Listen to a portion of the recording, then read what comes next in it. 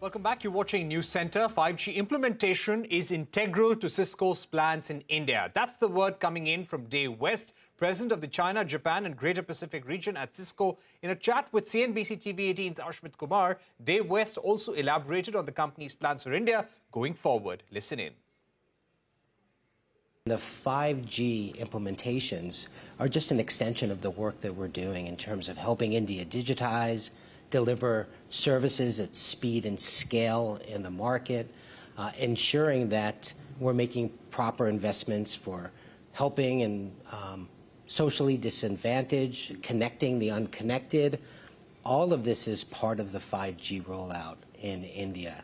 And when we look at sort of our work to date in India, 5G will play a massive role as we look forward. Let me club this question of 5G with the issue of pandemic. What were your biggest lessons, your biggest takeaways in terms of traction that you managed to get over the pandemic, and then subsequently what that means for companies as they begin to get more familiar with hybrid forms of work style? Well, the pandemic changed the world.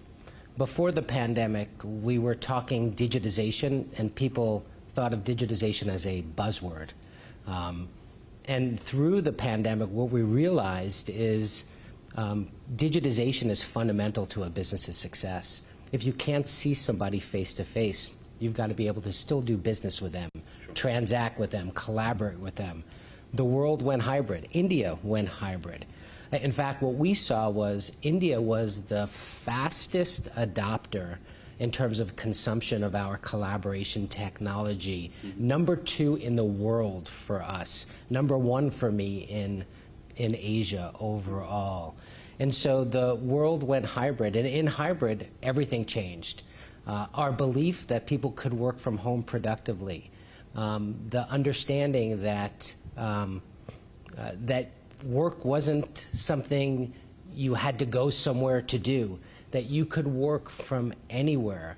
And so hybrid has changed the landscape fundamentally, and we see that it's here to stay. At a time when people are getting back to physical, where you see cars being parked in the parking lots of big companies, you see a lot of movement, people are getting back into their offices, a lot of companies insist that creative processes require the people to be under one roof. I'll ask for your take on that in just the next bit. But before we come to that, do you see this as perhaps a headwind? Do you see perhaps this impacting demand going forward, especially in a geography like like in India?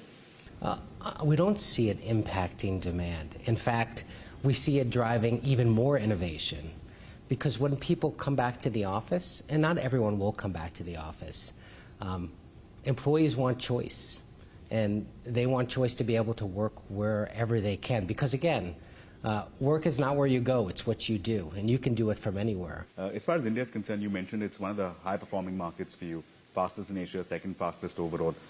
When you saw this level of adoption here in a market where originally there was not as big of a footprint, what does that mean in terms of Cisco deploying resources, investing here, looking for people here, having more manpower here? What did that translate into, this increased footprint here in the Indian market?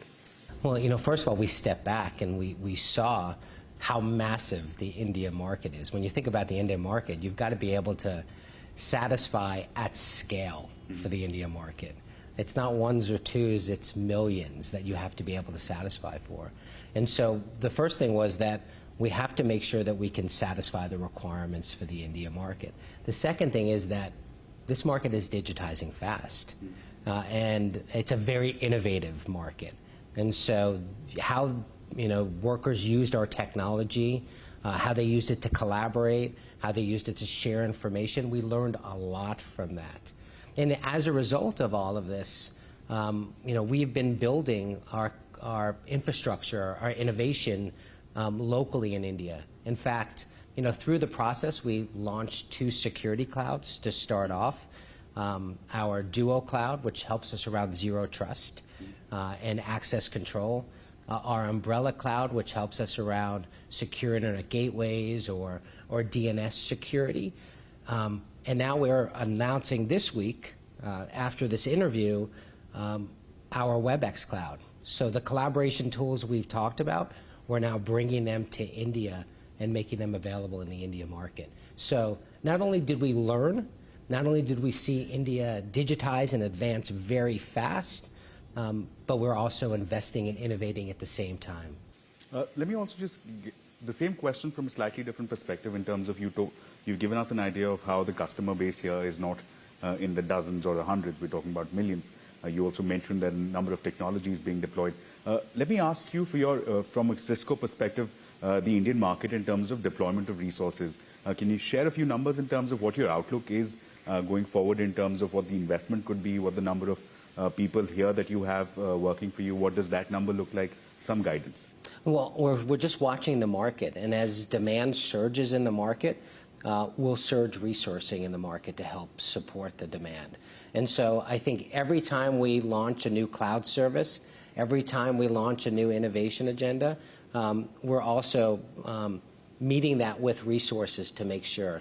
You know, we have an incredibly big development center here in India. It's the second largest in the world. 12,500 employees sit in India. And so most of those employees do a lot of our software development. A lot of our innovation comes from the work that's happening there. And as we launch more services, more software services, and new clouds, you'll see us meet that with resourcing to make sure that we can support the India market. Cisco applied for the Pan-India license. They managed to secure that. A lot of questions were asked. What's in the works? What is Cisco planning? So just for clarity, what does that mean for you having this Pan-India license in terms of deploying it here in the country? It means we have a local cloud to provide messaging and meeting services across the India market. And so you're thinking, well, what does that mean? Cloud can be deployed anywhere. It means that we have much more resilient capabilities locally in the market. It'll help us with delivering at greater speed, ensuring that the quality of experience, and it's all about user experience, is at its best. One final question, and this is about the regulatory framework that we have here. India is contemplating a new regime. They've come out with a new draft telecom bill. In that bill, they've included a whole host of services as telecom services. They've clarified that for the benefit of the various stakeholders. The question I want to ask you is just your reflection of this draft regime. Of course, it's only on paper right now. It's not been put into exercise. Just your sense where the new regulatory regime that we have for telecom will also include a regime which includes OTT players, but importantly will also include you. So your quick take on that. Well, I think everything that we're doing will support us no matter how the new regulatory framework comes out.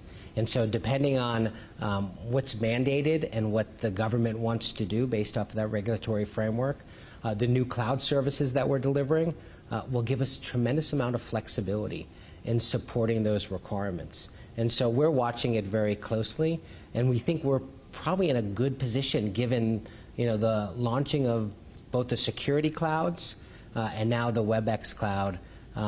As the requirements come out and as the regulatory framework comes out, we'll be able to hopefully satisfy what the government wants. All right, with that, it's a wrap on this edition of Newscentre. Thank you for watching. Goodbye.